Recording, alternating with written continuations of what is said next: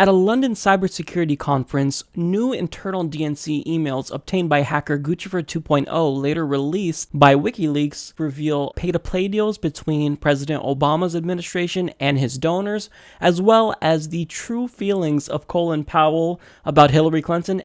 Now, I'm going to separate this into two different parts because we have one leak showing the corruption and the pay-to-play deals between President Obama and his donors. This was the release from Guccifer 2.0.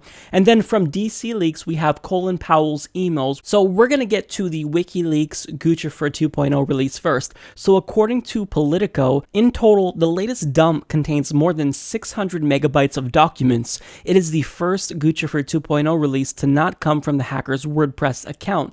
Instead, it was given out via a link to the small group of security experts attending the London conference.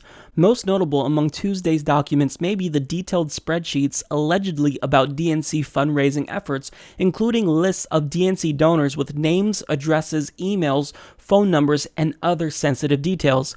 Numerous security researchers suspect Guccifer 2.0 is a front for Russian intelligence services.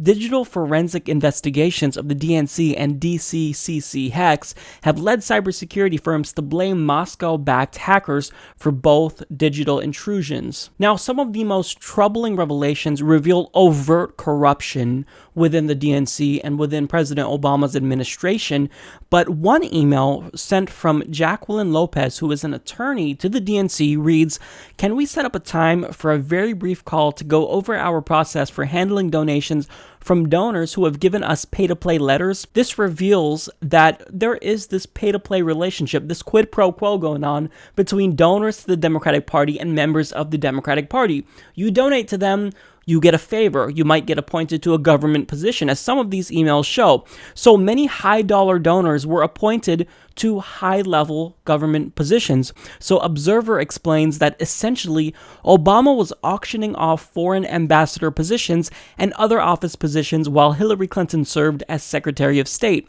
The largest donor listed at contributions totaling over $3.5 million, Matthew Barzun, served as President Obama's national finance chair during his 2012 re-election campaign and now serves as U.S. ambassador to the United Kingdom. The second largest donor, Julius Ganachowski, donated just under $3.5 million to the DNC and OFA, and in exchange was appointed chairman of the FCC by Obama in 2009. The third largest donor on the list, Frank Sanchez, donated just over $3.4 million, and exchange was appointed to Undersecretary of Commerce for International Trade by Obama in 2010. And there's a long list of people that purchased jobs that were revealed by this hack. Just off the top of my head, I can name several people that President Obama appointed who donated to his campaign. Right now, the current head of the FCC, Tom Wheeler, donated upwards of $500,000 to both of his presidential campaigns, and then lo and behold, he was appointed to the FCC. And what's troubling is that Tom Wheeler came in as a Comcast lobbyist, and he initially wanted to destroy net neutrality, but since everyone put so much pressure on him, thankfully, he had to listen to us. He was obliged to listen to us because people were literally showing up at his house to protest. And Obama also wanted to appoint an individual as the ambassador of Norway, and he knew very little about Norwegian politics. He didn't know any of the political parties. He didn't know they had a monarchy. So what this shows is that if you donate to President Obama or members of the Democratic Party, the DNC, well, you can buy yourself a job. It's that simple. And if you think that these $3.5 million donations are a lot, well, just think of how much money they'll make over a long-term career saying, look, I was the ambassador of country X. Now I went on to become a lobbyist, for example. So there's a long list of people that donated to the Obama administration and then received something very nice in return. Now, Donna Brazile, who is the new DNC chair, she issued a statement about this new hack. Now, hopefully she's going to be smart and look at what Debbie Wasserman Schultz did and realize, look, I have to do everything what she did differently. Because when the first WikiLeaks release of DNC emails came out, well, all that Debbie Wasserman Schultz did was blame Russians. They didn't talk about the substance of what was in the emails and whatnot. So, I mean, Donna Brazile is going to take a completely different approach, right? And actually accept responsibility? Nope. Not at all. So here's her response. There's one person who stands to benefit from these criminal acts, and that's Donald Trump, she said in a statement Tuesday night, adding that Trump has embraced Russian President Vladimir Putin and publicly encouraged further Russian espionage to help his campaign. Trump claims his remarks were meant in jest and that he has no knowledge of who hacked the DNC. Brazil also urged people to use extreme caution when accessing the documents, cautioning that they may contain malicious espionage software. Right, see, she's concerned for your guys' computer. She doesn't want you to be hacked by this espionage software. It's not that she doesn't want you to read the contents of the emails. She's looking out for you, just like the aggregate Democratic Party, right?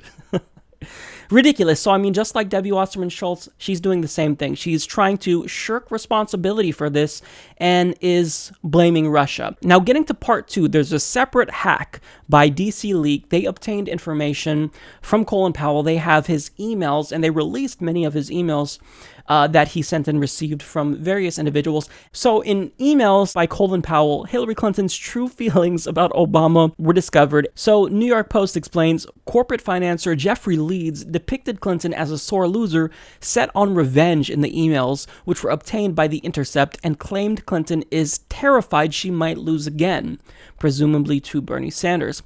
I think Hillary can't believe she might not make it, Leeds wrote to Powell in March of 2015. It's the one prize she wants. She has everything else. Leeds went on to say that the 2008 Democratic primary left Clinton and Obama as bitter rivals, and she hates that the president, that man, as the Clintons call him, kicked her ass in 2008, he wrote. She can't believe it or accept it. Now, also, Leeds asserts that if Hillary Clinton's email scandal ended up wrecking her campaign altogether like we all thought it would, well, Obama would actually enjoy watching it. That's how much they hate each other. So, I mean, many of us suspected it. We see them playing nice in public. You see Obama endorsing her, saying she's the most qualified candidate ever, but behind closed doors, their true feelings are revealed right here. And, you know, this isn't very surprising to me. Now, the thing about this that we have to keep in mind is that this is just hearsay. This is what Leeds is saying.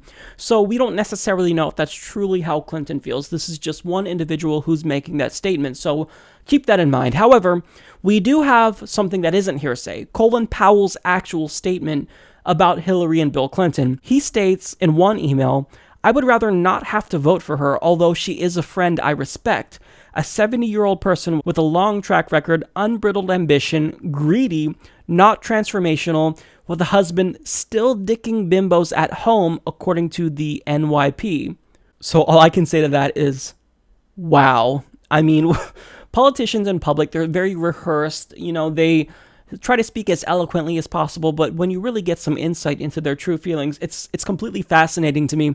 Now, also, in another email, he states, I warned her staff 3 times over the past 2 years not to try to connect it to me. And he's talking about the email server. I am not sure HRC even knew or understood what was going on in the basement. HRC could have killed this 2 years ago by merely telling everyone honestly what she had done and not tie me to it. I told her staff 3 times not to try that gambit. I had to throw a mini tantrum at a Hamptons party to get their attention. She keeps tripping into these character minefields. Everything HRC touches, she kind of screws up with hubris. Alright, so I have to say, Colin Powell has no chill whatsoever. Now, I don't like Colin Powell. He is one of the individuals that got us into the Iraq War, which led to the deaths of hundreds of thousands of Iraqi civilians, not to mention thousands of American troops. But I mean, right here, he's 100% right. Hillary Clinton does tend to mess up everything she touches because she was really given a gift in Donald Trump this election cycle. This should be an easy election, but she's screwing it up somehow, and now she's tanking in the polls, and they're almost tied nationally. I don't know how you do that unless you're entirely incompetent and just don't know how to run a campaign. And Hillary Clinton has shown in 2008, in 2016, that she doesn't know how to run a campaign. She doesn't know how to play it clean.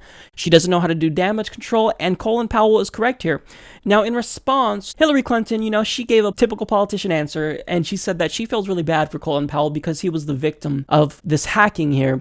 And of course, you know, she could empathize because the DNC emails were hacked and exposed their collaboration between Hillary Clinton and the DNC. But in the end, I think the main story that we should be concerned with is the overt corruption revealed by the Guccifer 2.0 hack showing that so many people are able to buy their way into government. So this shows that if you try to make it with integrity, if you try to build up this record and have a strong resume, you might not get into a public office that you desire unless you have money. So this just shows that you have to be rich in order to be a part of the American government. If you want to be an ambassador, if you want to be appointed to the head of a federal regulatory agency, you've got to make sure you have that cash and can donate to a president's campaign. Otherwise, you're not going to make it.